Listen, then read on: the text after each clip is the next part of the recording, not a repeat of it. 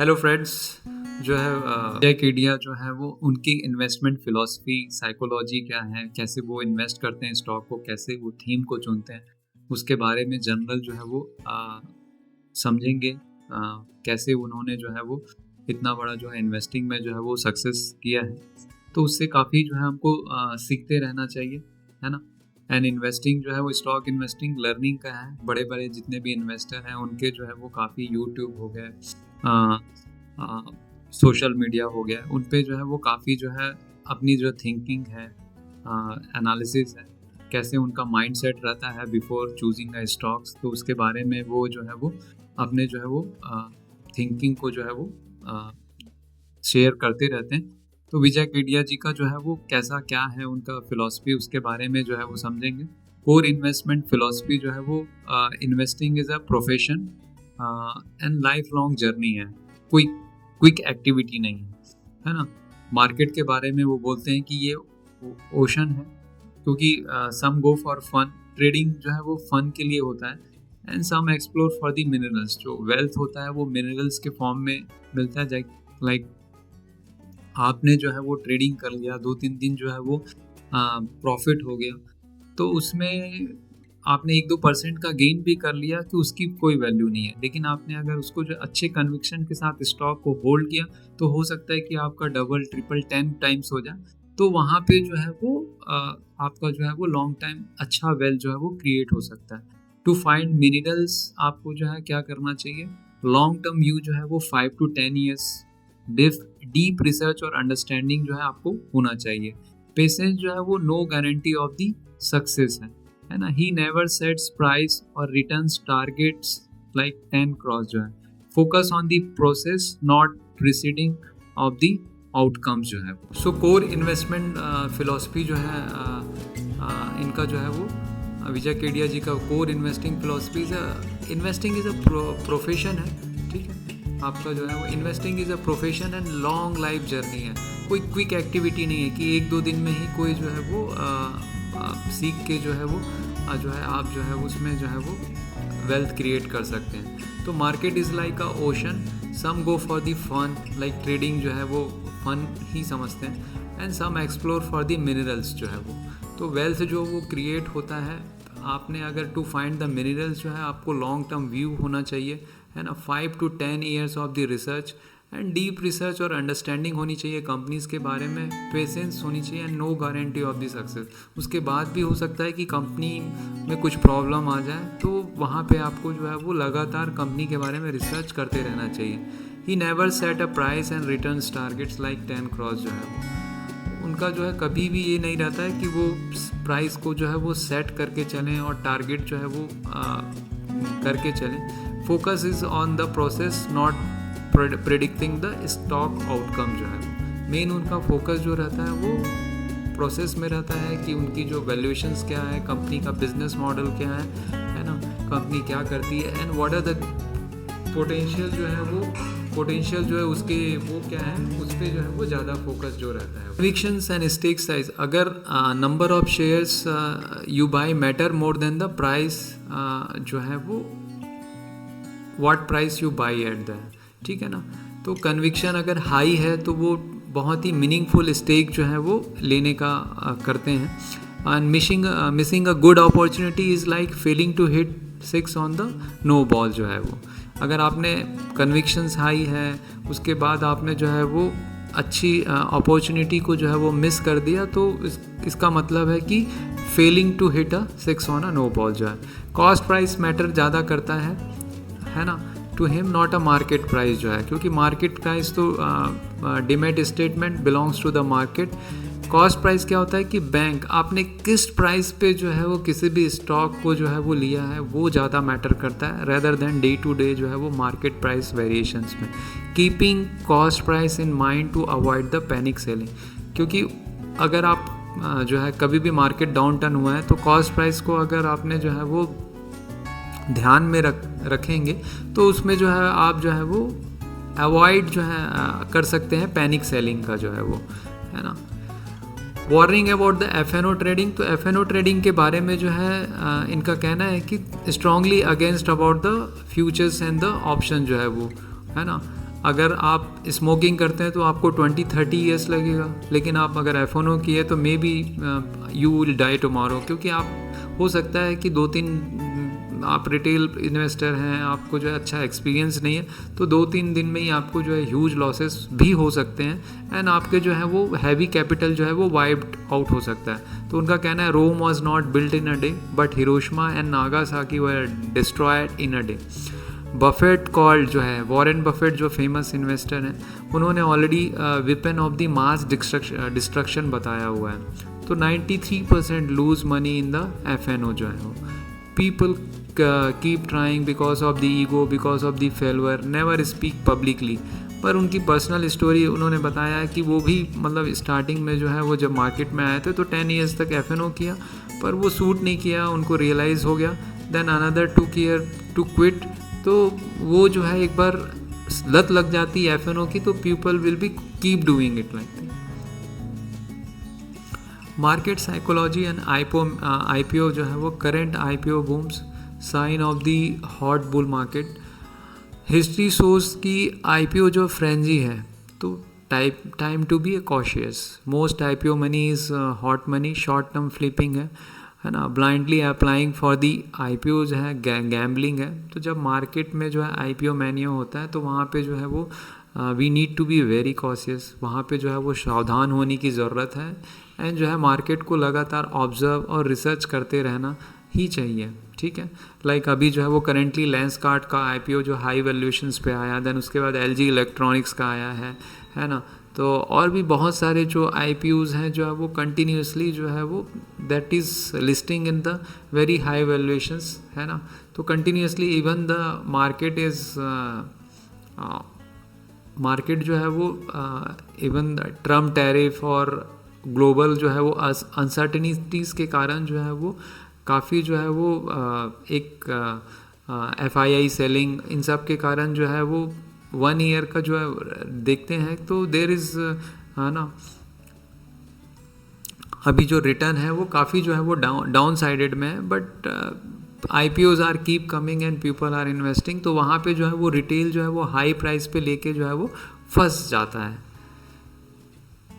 Beer markets are जो है उनका कहना है कि bear markets are friend, wealth is created during the bear market, क्योंकि वहाँ पे जो है वो not in the bull market.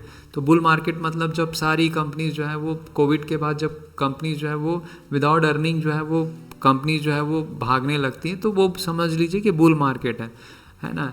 And beer market मतलब आपकी अर्निंग भी आ रही है, देन ऑल्सो भी आपका करेक्शन होते जा रहा है ना। तो वहाँ पे अच्छी कंपनी जो है वो आपको अच्छे वैल्यूएशंस में मिल जाता है। तो वहाँ पे जो है जिसका जो फ्रूट है वो बाद में मिलता है। Seeds are sown in the crisis and fruits come later जो है। तो रिटेल इन्वेस्टर इसलिए फेल होते हैं क्योंकि वो बुल मार्केट में इन्वेस्ट करते हैं हाई वैल्यूएशन पे एंड उनके पास कोई कैश नहीं बचता जब जो है वो बियर मार्केट आता है। तो bull market and beer market को ध्यान में रखना है ना, कि जब IPO फ्रेंजी हो गया, बहुत ही बुल मार्केट, हाई वैल्यूएशंस पे कंपनीज लिस्ट हो रही है, हाई वैल्यूएशन पे कंपनी जो है वो विदाउट अर्निंग जो है हाई वैल्यूएशन जा रहा है, तो वहाँ पे जो है वो कॉशियस रहना है, ठीक है। एंड बियर मार्केट में आपके पास कैश होना चाहिए इन्वेस्ट करने के लिए जो है वो। उनका जो सेलिंग का जो क्राइटेरिया है, सेल करना चाहिए जब मैनेजमेंट जो है वो फोकस ऑफ द कंपनी जो है वो है ना चेंजेस हो जाता है, उनका DNA चेंज हो जाता है। सपोज़ कोई कंपनी जो है वो FMCG कंपनी है, वो रियल इस्टेट में जो है वो इन्वेस्ट करने लग जाती है, या जो लाइक जी का एग्जांपल है, GTV का जो था, उनके जो मैनेजमेंट है वो रियल इस्टेट में चले गए, है ना। बालाजी एमिन्स का भी कुछ रियल इस्टेट का जो था, ठीक है ना। तो इस तरीके से जो है कुछ कंपनीज जो है वो अपना जो फोकस जो है अपनी कोर जो प्रोडक्ट है उससे जो है वो दूसरे फील्ड में जो है वो फोकस करने लग जाते हैं। Then there will be a time to change the thesis for the company जो है। बाय व्हेन जब कंपनी जो है वो faces a temporary crisis, a great company faces a temporary crisis, you get quality business at discount. तब हमको जो है वो क्वालिटी बिजनेस जो है वो डिस्काउंट पे अवेलेबल होता है, और ये जो है वो मल्टीप्लायर गेन जो है वो हमको जो है वो दिलाता है, not a small percentage of the gain जो है मिलता है। Finding a theme finding a theme के बारे में वो बताते हैं, how to find the next decade opportunity. Themes are announced in the public, तो हमको जो है लगातार पढ़ते रहना चाहिए, अलर्ट रहना चाहिए। गवर्नमेंट बजट पॉलिसीज़ हैं, what are the ministers are talking about, है ना। इंडस्ट्रीज क्या बता रहे हैं अपने कैन कॉल में, कैपेसिटी एक्सपेंशंस के बारे में क्या है, उनके बारे में जो ग्रोथ के बारे में क्या है। लाइक अभी जो है रिन्यूएबल का काफ़ी चल रहा है, सेमीकंडक्टर में मेक इन इंडिया का काफ़ी चल रहा है, डेटा सेंटर्स का काफ़ी चल रहा है। तो उसके बारे में लगातार पढ़ते रहना चाहिए, और कौन सी कंपनी जो है उसमें आगे जो है वो इन्वेस्ट कर रही है इन द फ्यूचर टेक्नोलॉजी जो है, क्योंकि आगे जो है वो एनवीडिया, टेस्ला है ना। ग्लोबल चिप्स की रिक्वायरमेंट बहुत है। अभी रेयर अर्थ मिनरल्स का काफ़ी शॉर्टेज हुआ था चाइना डिपेंडेंसी के कारण जो है वो, तो वहाँ पे जो है वो कौन सी कंपनी जो है वो आगे फ्यूचर में इन्वेस्ट करने वाली है। तो इन सब के बारे में लगातार पढ़ते रहना चाहिए। ग्लोबल ट्रेंड है AI, data centre and power demand के बारे में। तो उनके अनुसार जो है की theme for the next 10 to 20 years जो रहेगा, इंफ्रास्ट्रक्चर और कंस्ट्रक्शन 10 ईयर स्टोरी, है ना। टूरिज़्म जो है वो 10 to 20 ईयर मेगा थीम है। एयरलाइंस हैं, अभी कहीं भी हमको आना जाना है तो all every major tier 2 tier 3 cities are also having airlines, तो वो कनेक्टेड हैं। होटल्स हैं, ट्रैवल्स हैं, तो ये एक मेगा थीम हो सकता है। Wealth management and asset management, SIP is become of the part of the every family. रोटी कपड़ा मकान के बाद जो है वो डेटा जो है वो, तो MF फ्लोइंग जो है एवरी मंथ जो है म्यूचुअल फंड में जो फ्लो है वो 25,000 से 30,000 आ रहा है। तो ऐसा भी दिन आएगा जहाँ पे जो है वो पर डे भी हो सकता है उनके अनुसार जो है वो, ठीक है। इंडिया आउटलुक, इंडिया जो है वो ऑटो ग्रोथ मोड में है, ठीक है ना। एंड बिगेस्ट एक्सटर्नल रिस्क जो उन्होंने बताया, चाइना रिलेटेड जो है वो जियो पॉलिटिकल टेंशन हो सकता है। एंड इंडिया जो है वो 10 to 12 ट्रायलियन इकोनॉमी हो सकता है बाय 2030 एंड 2032 जो है। अभी हम जो है 4 ट्रायलियन है, तो ऑलमोस्ट जो है वो 3 टाइम्स हम लोग जो है ग्रो कर सकते हैं within the 6-7 years of the span जो है, ठीक है ना। तो इंडिया जो है definitely in the growth mode है। इन स्पाइट हम लोग जो है जियो पॉलिटिकल टेंशन्स हैं और भी जो प्रॉब्लम्स है, टैरिफ प्रॉब्लम्स है, उसके बावजूद भी जो है कैपिटल एलोकेशन स्ट्रेटजी जो है वो उनकी जो कैपिटल एलोकेशन स्ट्रेटजी जो रहता है वो वेट करते हैं फॉर द राइट अपॉर्चुनिटी, है ना। Looks for the strong companies temporary out of form, good DNA temporary sickness जो है वो, patience like a stock, stay still, creates no noise, strike fast when the fish appear. जब opportunity आपको आता है, जब कोई कंपनी जो है वो क्राइसिस में आती है या कोई प्रॉब्लम आती है, तो आपको जो है वो फुल कन्विक्शन के साथ जो है वो इन्वेस्ट करना है। वैसे भी जो है वो अगर आपने प्राइस जो है काफ़ी डिस्काउंट में मिला है तो आपको जो है वो लॉसेस होने के चांसेस जो है वो बहुत ही कम रहेंगे। तो when opportunity comes he sells a small part of the existing holding जो है उसमें से स्मॉल पार्ट जो है वो सेल कर देते हैं and buys stake actively in 1 to 3 transaction में and says buying the right stakes become a passion for him। तो राइट स्टेक जब अपॉर्चुनिटी आता है तो बाई करना is the most important decisions for of his investing जो है, ठीक है। View on the meeting management, तो एक जो है मीटिंग ऑफ मैनेजमेंट, तो उनका कहना है कि नॉर्मली जो है वो अवॉइड करते हैं meeting of the management. Even small and mid cap management जो है वो them self don't know of the 15 year future of their company.